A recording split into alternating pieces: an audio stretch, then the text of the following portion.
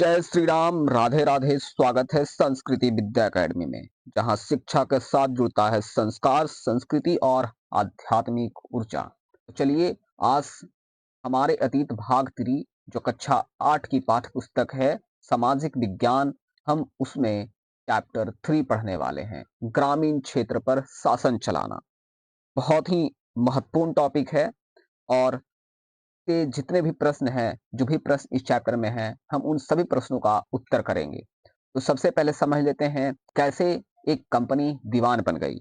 तो बात करते हैं हम 12 अगस्त 1765, जब मुगल बादशाह ने ईस्ट इंडिया कंपनी को बंगाल का दीवान तैनात किया। दीवानी का मतलब क्या होता है दोस्तों? दीवान का मतलब होता है राज्य की आर्थिक व्यवस्था संभालने वाला। तो राज्य की आर्थिक व्यवस्था संभालता है, उसको हम दीवान कहते हैं, यानी कर वसूली और आमदनी का अधिकार, जिसको हम बोलते हैं दीवान।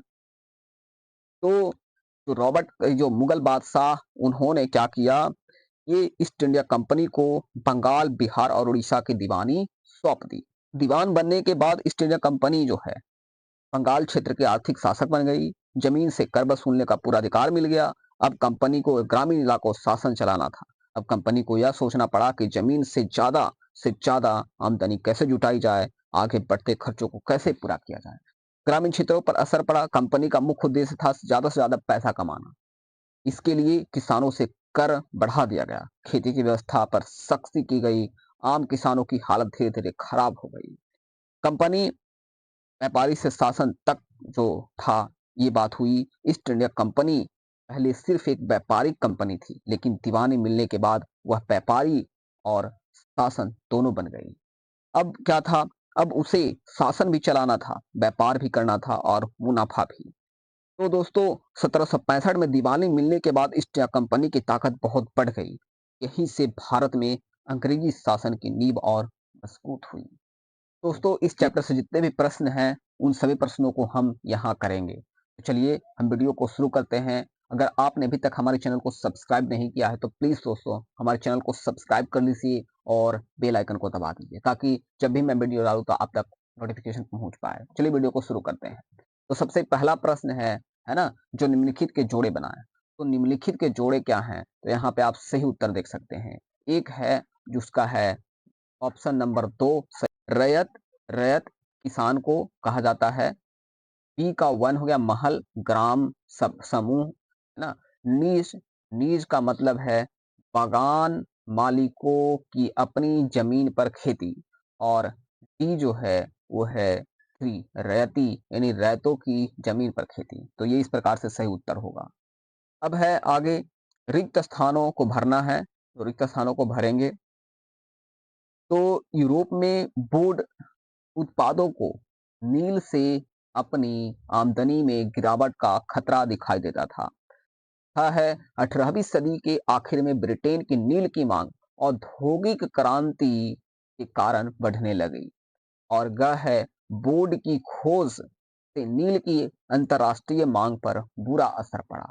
आगे है दोस्तों, घ जो है, घ का कह रहा है कि चंपारण आंदोलन नील के खेती के खिलाफ, है ना। जो चंपारण आंदोलन था वो क्या था? नील की खेती के खिलाफ था। तो ये इसका सही उत्तर होगा। आप यहाँ पे सही उत्तर देख सकते हैं। अब आगे करना है कि आइए विचार करें। जो यहाँ पे प्रश्न दिए गए हैं, आइए विचार करें। अस्थाई बंदोबस्त के मुख्य पहलुओं का वर्णन कीजिए। तो यहाँ पे है, उसका सही उत्तर है कि अस्थाई बंदोबस्त के मुख्य पहलुओं का वर्णन इस प्रकार है। तो 1765 ईस्वी में कंपनी को बंगाल, बिहार और उड़ीसा की दीवानी मिलने के बाद भू राजस्व वसूली में कठिनाई आई।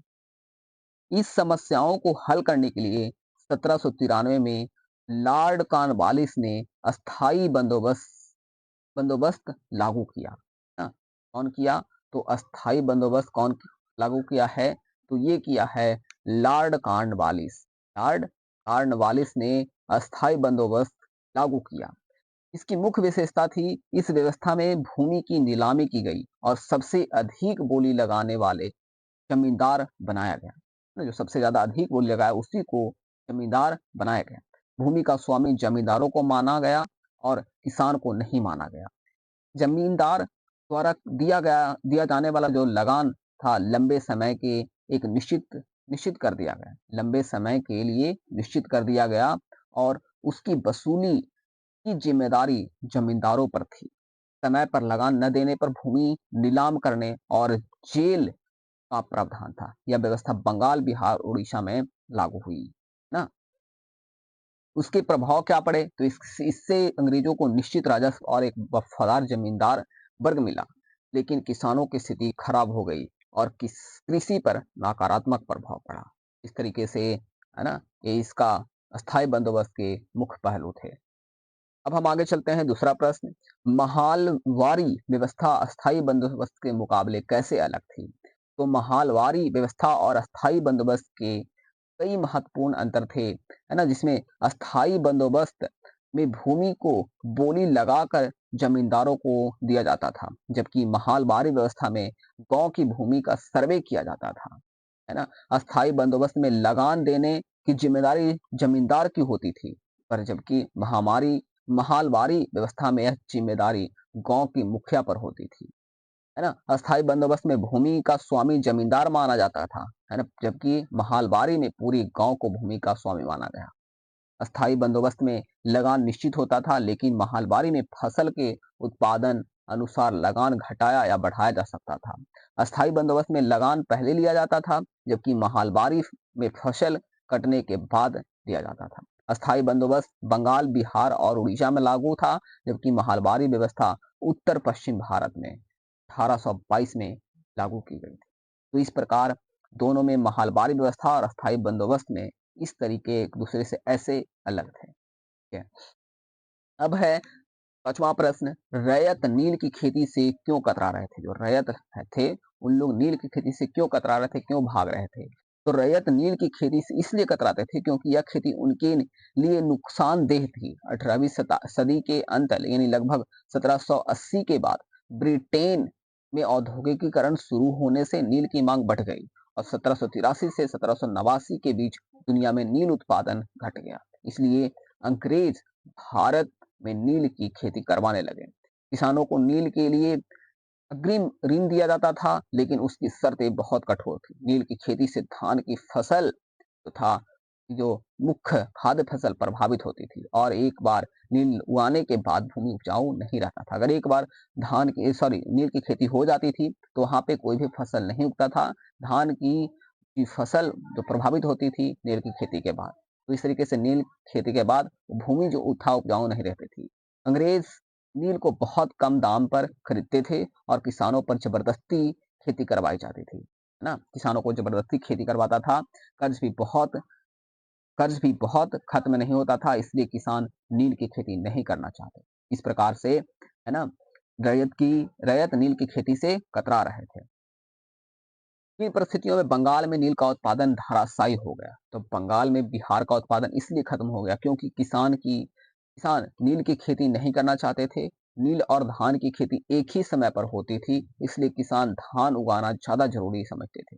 नील की खेती से जमीन खराब हो जाती थी और आगे फसल नहीं होती थी। किसानों को दिया गया कर्ज बहुत कठोर था, जिससे वे कर्ज में फंस गए। बागान मालिक किसानों पर चोर जबरदस्ती और अत्याचार करते थे। नील की खेती से मेहनत ज्यादा और पैसा बहुत कम मिलता था, इसलिए किसानों ने नील की खेती छोड़ दी और बंगाल में नील का उत्पादन गिर गया। तो इस प्रकार से इन परिस्थितियों में बंगाल में नील का उत्पादन धराशायी हो गया। तो दोस्तों, अगर हमारी मेहनत आपको काम आती है तो प्लीज चैनल को सब्सक्राइब करना मत भूलिए, है ना। आपका एक क्लिक मेरे सपनों को आगे बढ़ा सकता है। तो ये